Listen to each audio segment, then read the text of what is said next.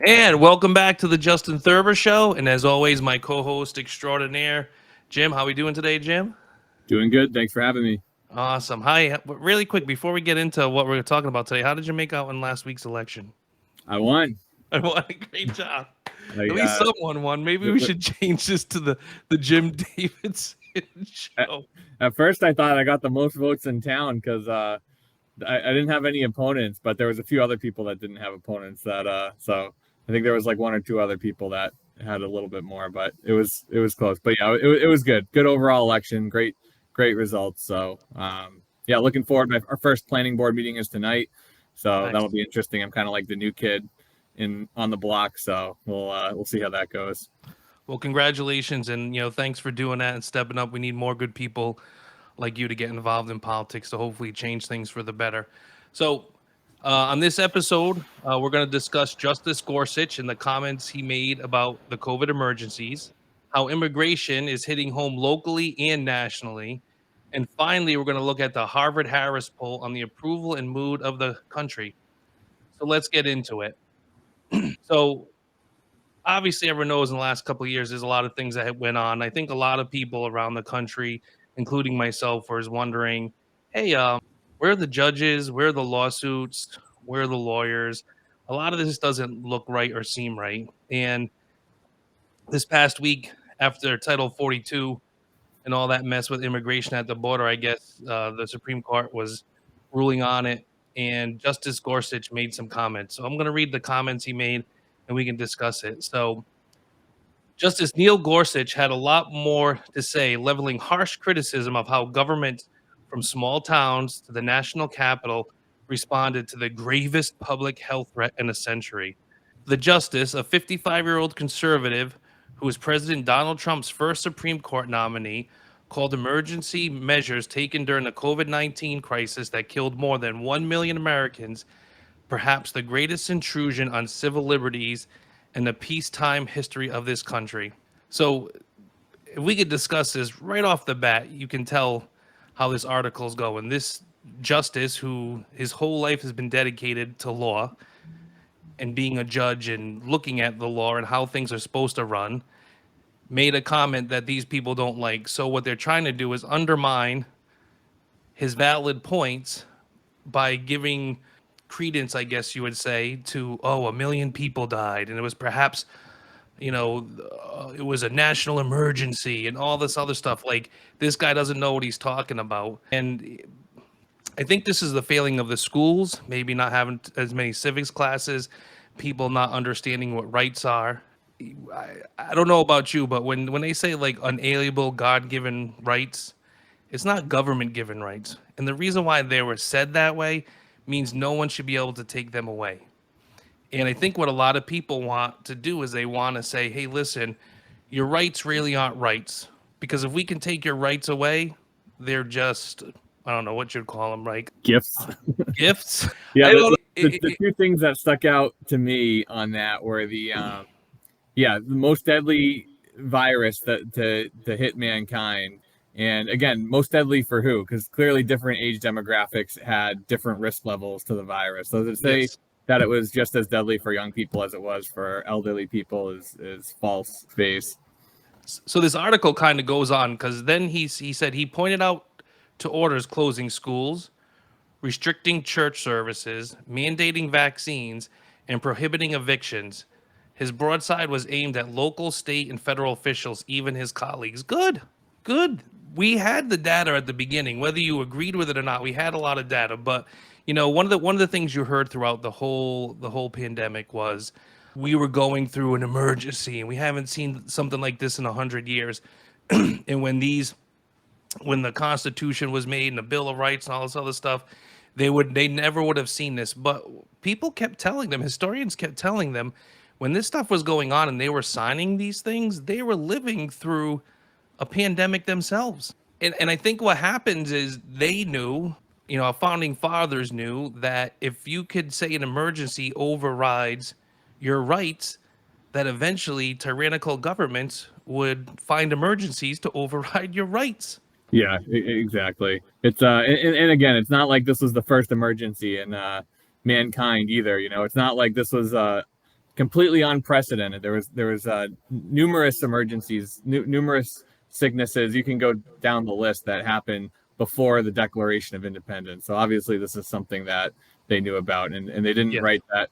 There's no amendment to the Constitution that says, "Oh, all these are suspended if there's a there's a coronavirus outbreak." I think one of the big problems, and the reason why I wanted to bring this particular article up.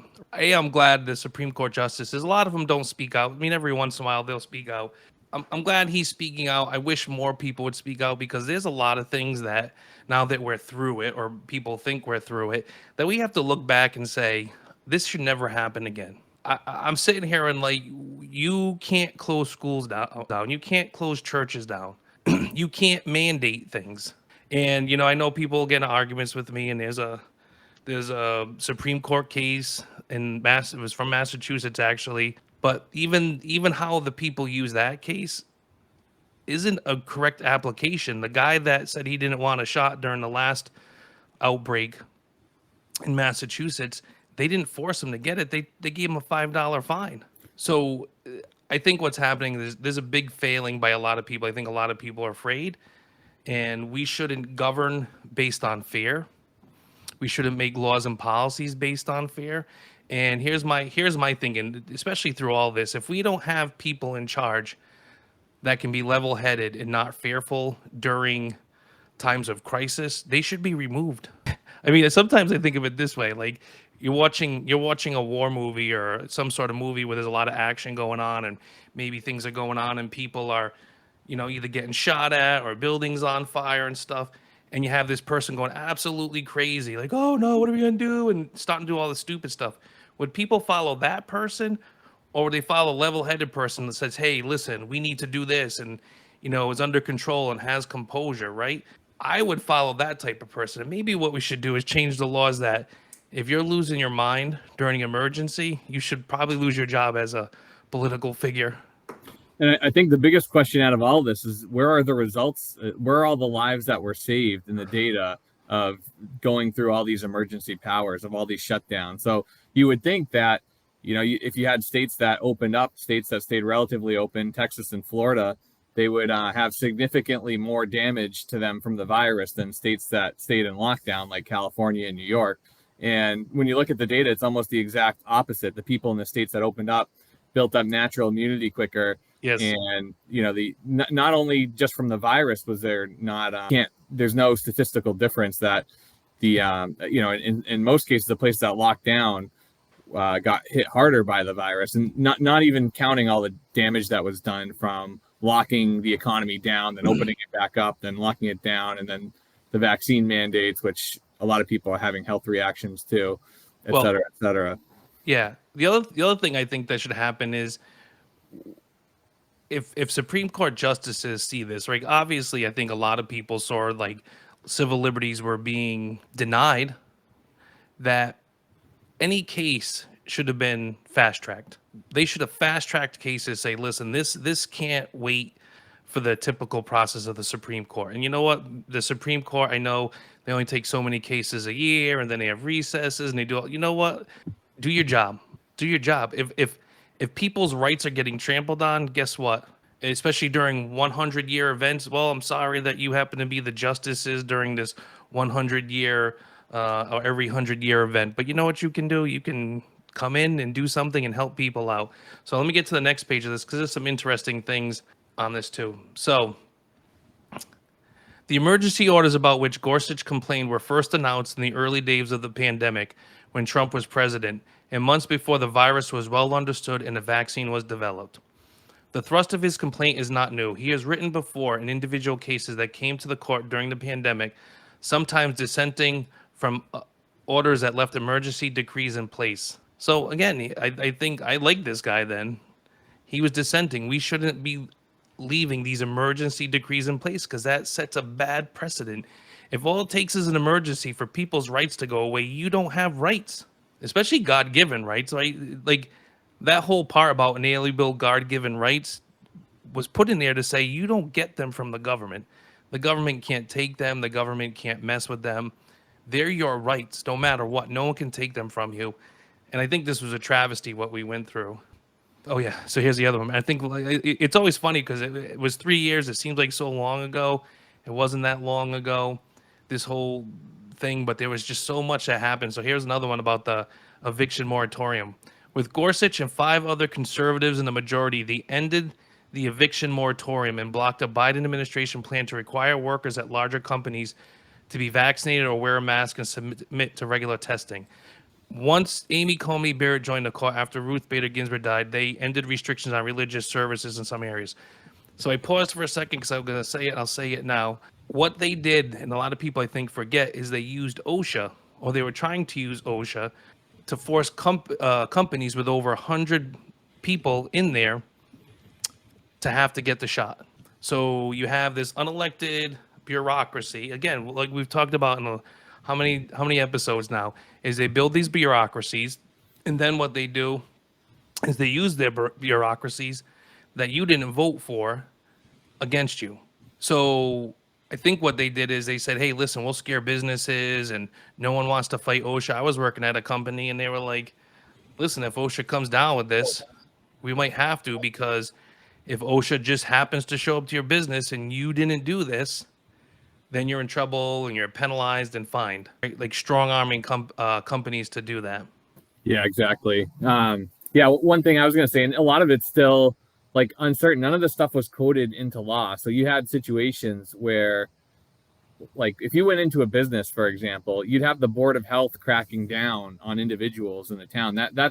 That's what made me realize how important the board of health is in every single town, because Yes. they were the ones that were setting policy and really enforcing a lot of the stuff within individual towns. Obviously, you had the state and federal stuff going on too, but and I think that's still a gray area. If you get arrested for going into a store without a mask on, how can you be arrested? It's like there's no, it's not a law.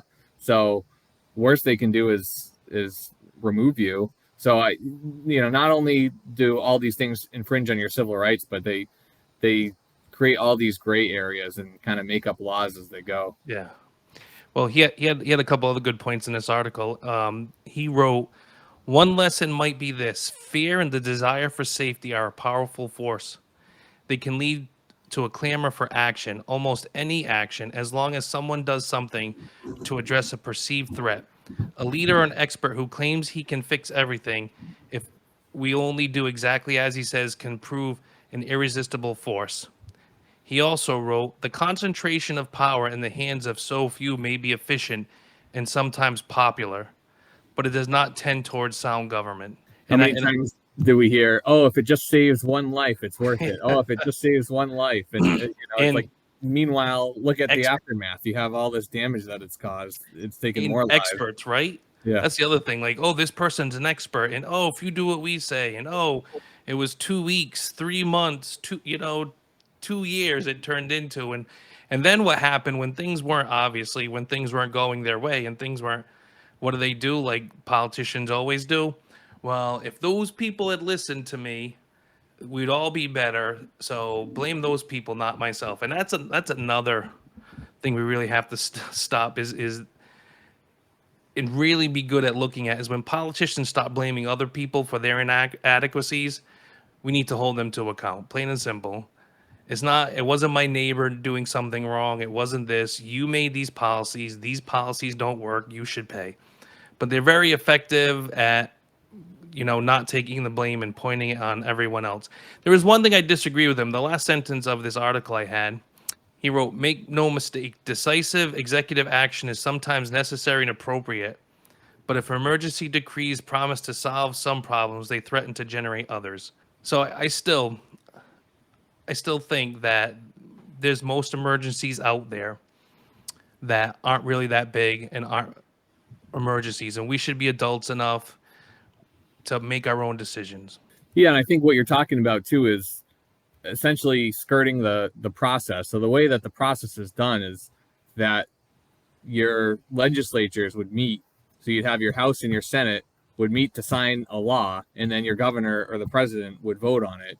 And what these emergency actions are doing is they're pretty much thwarting that whole process and saying, "Hey, no, we're going to give it to the executive branch of government, whether it's a state or the federal, and they're going to be the ones that make the decision. Well, if it's that much of an emergency, then how about the legislature has an emergency meeting so that they can get stuff passed that's important. But by skipping that process, you're just consolidating power at the top. And you bring up another good point, something similar to this, but you're starting to see it more and more. And a lot of these legislatures, whether it be state or federal, are willing just to give up their power so they don't have to deal with the repercussions of making decisions. So governors and presidents now, they rule through executive orders because it's easier to let that person do it and say, well, he's the governor, he's the president, and they put an executive order. And what can I do? Well, you're the branch that's supposed to make the laws, not them. They're not the law arm of the government. You're supposed to do that. So it's twisted. We really need to get it back. We need to have this stop this like you said, this consolidation of power into just a few people making decisions. Like I said, we've discussed that. We've discussed that in our state houses, and it's not just our state houses, it's state houses across the nation. But then when you look at all these state houses and they're all starting to mirror and mimic what they do, you kind of realize that they're probably being told by someone higher up the chain than them what to do. So this really has to be looked at. This consolidation of power, this government isn't supposed to work this way. It's supposed to be bottom up, and it's starting to be top down. And I hope articles like this get people thinking. I hope more and more people realize that this isn't how government's supposed to work. We're supposed to have a say and maybe work together more collaboratively to come up with better ideas for dealing with complex situations or emergencies. But, I agree with them. The last 3 years was just crazy on civil liberties.